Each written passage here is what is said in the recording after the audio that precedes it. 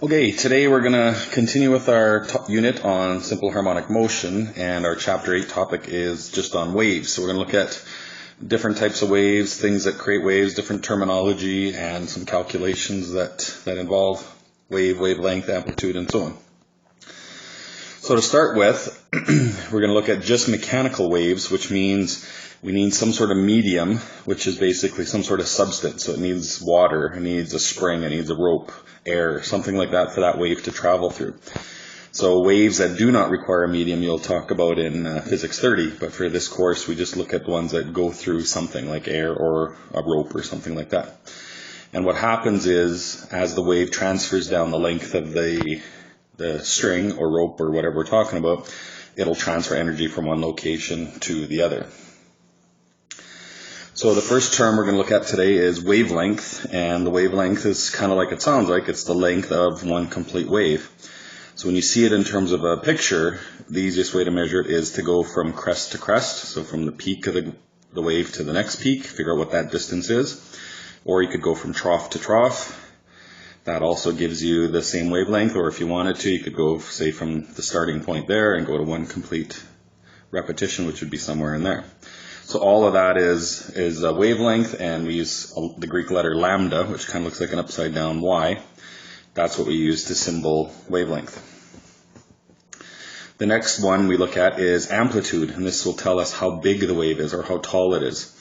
The key with this is we don't measure from the max to the min, we only measure from the midline, or from where the wave would be if there was no wave going down it. So if you had a straight skipping rope, and then we start creating a wave, we just measure from that normal position to the crest of the wave, or you can measure from the normal down.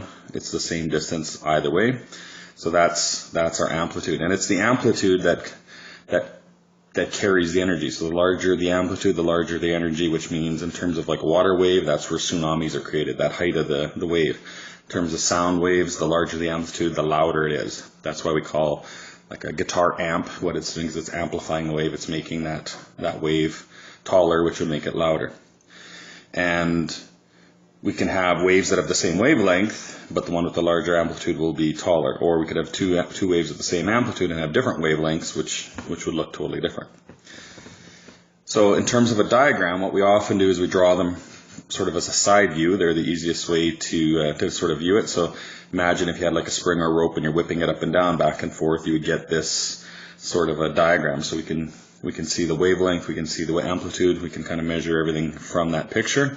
But we can also view it as a top view down. So imagine if you're on like above water or something, you drop a rock into a lake or something.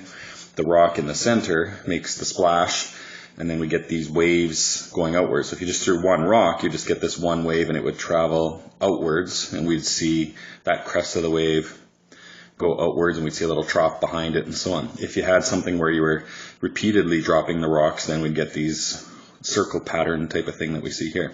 So in terms of this diagram, we use the lines to represent the crests. So the peak of the graphs are always on the lines, and then the troughs would be in between, halfway in between, like where the space would be. So it's a little bit harder to visualize, but it works the same as the side view. So a transverse wave is our typical sideways view that we're going to look at. So when we have a transverse wave, we see this sort of wave pattern. So if I was whipping a skipping rope, and let's imagine these waves moving down the rope like that, we'd see them travel downwards. The reason why we call them a transverse wave is each particle in that wave, so the one little section of the rope, all it's doing is actually traveling up and down, and it's sort of a chain reaction. So as one particle decides, it pushes it up, it moves it up.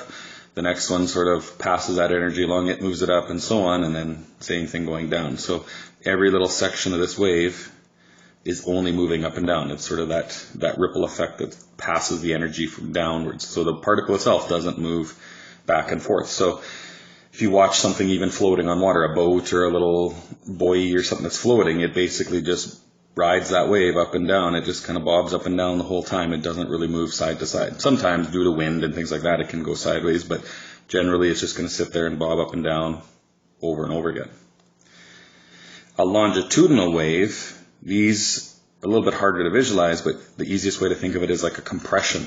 So if we have this long kind of slinky diagram, and instead of whipping it up and down, we sort of force it inwards. We actually compress that spring inwards, you can see this denser part of the spring, that section is going to actually move down the length of the spring. So if you repeated these over and over, you'd see these sort of sections of compressions going back and forth along the spring.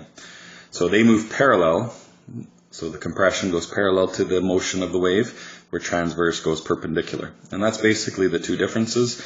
Most water waves, springs on a rope, things like that are transverse. Our main example that we're going to look at that's longitudinal would be a sound wave. So here's a couple of videos to show. So I'm not sure if they'll work. We'll try them here. So if we click on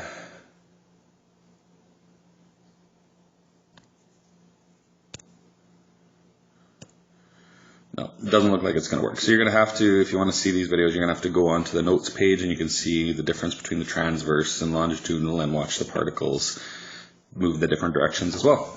So that's it for today.